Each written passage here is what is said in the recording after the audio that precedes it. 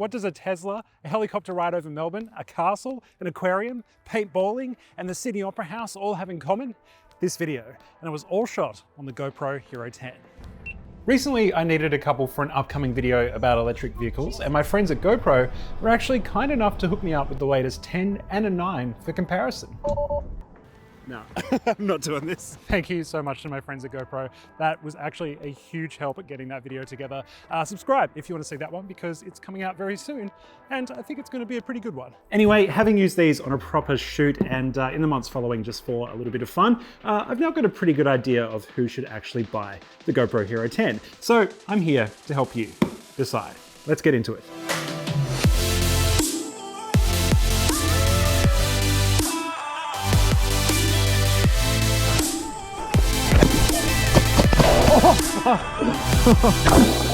Let's start with what's new in the GoPro Hero 10. You can see the 9 and 10 don't really differ a whole lot in terms of looks. The 10 just has a blue logo instead of a muted gray one. Yeah, honestly, not a huge fan of the blue on this, but it's not about what these look like, it's about what's inside, and that is exciting.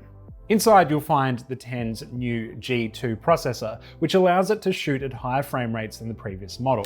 It also has a slightly higher megapixel count for photos. GoPro's stabilization tech called Hypersmooth upgrades to version 4, which is a bit of an improvement over the 9. Here you can see how it differs. And the low light performance has improved as well.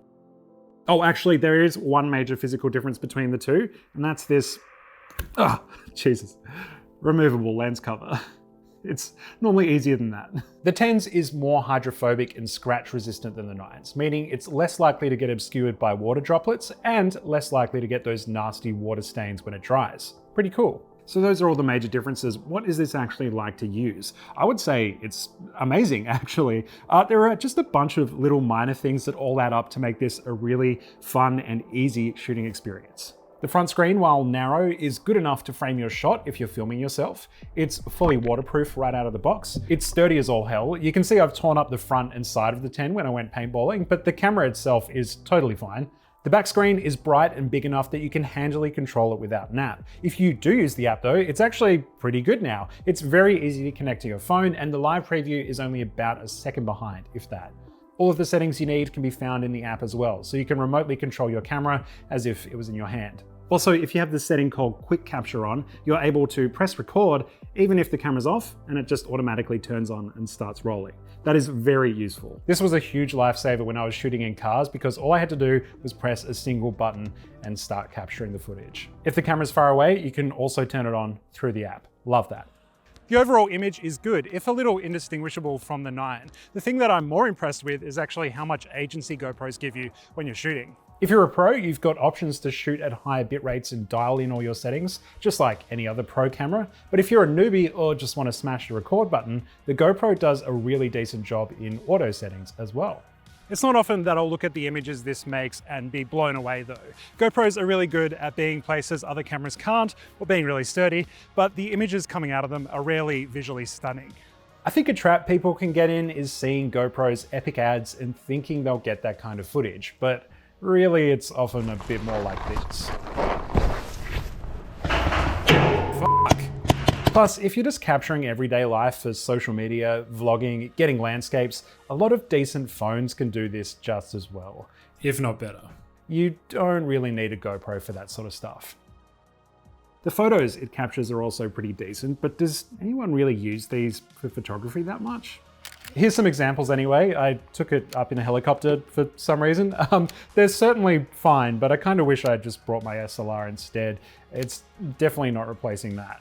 Again, I think about 90% of the time I'd prefer to use my phone for stills. They are more likely to have battery, it's more likely that it's just going to be on me, and it's a lot easier to get those photos from your phone onto social media. The only time I'd really consider a GoPro to be my stills camera is if I was going underwater and didn't have dedicated underwater housing for an SLR, or if I was going somewhere where the elements were so harsh that this is probably the only thing that would survive. Also, let's just talk audio for a second. Now, I don't think many people are buying a GoPro for its microphone, but time and time again, I've been impressed by how decent the audio quality is out of this microphone. You're listening to the 10s right now. And just to compare, this is what the 9 sounds like, and this is what the 5 sounds like. Wow, they've also come a long way in how they look. Look at this. Oh gosh, I used to use this all the time. In fact, during the electric vehicle video, because I was just vlogging and doing it kind of whenever I needed, I fully relied on the GoPro's microphone, and it turned out fine. And as the sun sets on the west coast of Australia, so too does my trip around the southwest coast of Australia. Is that too wanky? I don't know. I'm in a Tesla. All of this stuff adds up to a really seamless and easy user experience. It just lets you use the camera with as little friction as possible. But it is still not perfect. I have two main gripes. Gripe number one, this side flap. GoPros have tiny batteries. It's a given. This lasts about an hour of recording in most circumstances, which is actually pretty impressive given the size of the battery. But if I want to roll with this on something a bit longer, such as for a time lapse, I need to plug it into mains or battery bank through USB-C, right? The only way to do that is by lifting the entire side of the camera open, exposing everything to the elements all at once. Because the battery doesn't have a locking mechanism, it's very likely that it could just fall out the side. Yeah, I really don't get it. It's a really inelegant design, and they used to separate the ports from the battery. I just don't understand why it's like this now. There are, of course, accessories you can purchase to fix this design flaw, and pretty much every other one. But that leads me to gripe 2, and that's, this is kind of a little bit useless on its own. Now, it does come with a few stick-on mounts and a case, but these stickers can really only mount to flat surfaces, and you'll want to be happy sticking adhesive to that surface. Yeah, fine for helmets and stuff, but nothing with a nice paint job. So eventually you end up with a collection like this. All of this adds up pretty damn quickly, and as you find more ways to use the GoPro, you end up buying more random stuff. Honestly, some of the stuff you can buy, like a case with a cold shoe mount and tripod mounts, that is all slim enough. I feel like it could be included on the camera body itself with no worries, but I guess the accessory racket's a little bit too lucrative. I will give them props though. GoPros have pretty much always used the same two-prong mounts and have actually had those integrated into the camera itself since the Hero 8, which means at least if you've owned a GoPro before, you'll still likely be able to use all your stuff. That does take the pressure off buying a bunch of new accessories a little bit. So who is the Hero 10 for? There is no doubt that the 10 is the peak of what GoPro have been trying to achieve over the last 15 years or so. It is the most iterated on action camera on the market right now, and you can tell how much thought has gone into it. While there are a few little things that still bug me about the GoPro, you can fix most of those problems with accessories, so long as you have the cash.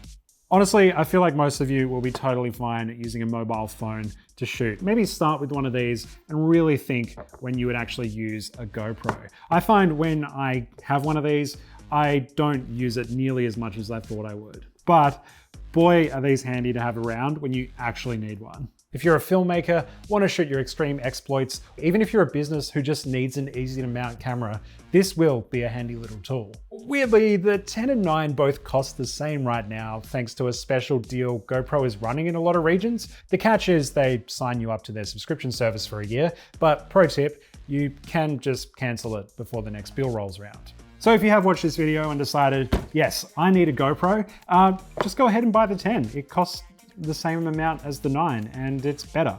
So yeah, there's really no need to buy the 9 here. Sorry 9, I still love you. Oh, it's not a hydrophobic lens. For everyone else who watched this and thought, maybe a GoPro isn't the right thing for me, maybe a smartphone camera is more your speed, I actually checked out the best smartphone for photographers in this video right here. I highly recommend you go Pro, check it out.